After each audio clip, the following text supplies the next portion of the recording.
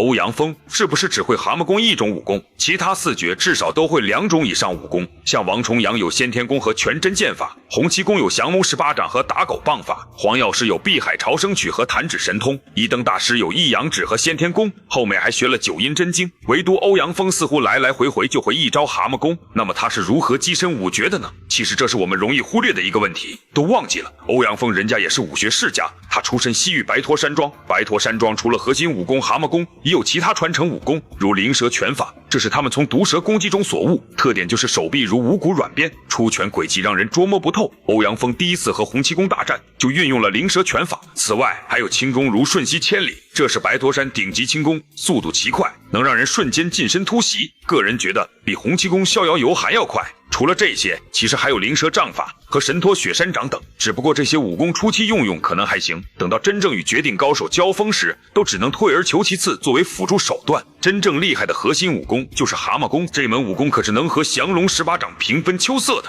你说欧阳锋为什么一直用它？而且据说炼制大成，在王重阳眼里，蛤蟆功足以碾压其他3绝武功。王重阳怕自己死后再无人能压制欧阳锋，因此才不得不在自己临死前去大理学了一阳指，废了他的蛤蟆功。可就是因为含金量太高了，所以即便被废，欧阳锋也心甘情愿再练20年把它练回来。而且20年后再与其他3绝争锋，也没见欧阳锋武功退步到哪里去。另一方面，大家是不是忘了欧阳锋可是号称吸毒，除了出招狠毒，善使一些阴谋诡计，他的拿手绝活可是用毒，一手毒功可谓是出神入化。洪七公就被他暗算，导致一度功力尽废，只不过可能是为习武之人的尊严，到后面与人对战时他就鲜少用毒了，否则单靠一身毒功，我觉得他就稳居上风。后面人家学了盗写的九阴真经，不仅没有练废，反而负得正，推陈出新，竟然硬生生被他逆练成功。虽然全是经脉倒错移位，人也变得疯癫，可是逆转后的九阴真经不仅让他内力运行违反常规，而且对手根本难以预判，这好像是他独自开发了一套逻辑，本来大家都按照常规武术逻辑进行拆招，好家伙，他这一搞把大家整不会了。所以在第2次华山论剑，他4肢并用，倒立出招，连败洪七公、黄药师、郭靖3大高手，一举夺得2论天下第一。正是他的这种疯癫，让他去除了很多限制，每一招都是进攻，而且不防守。书中金庸借洪七公之口评价，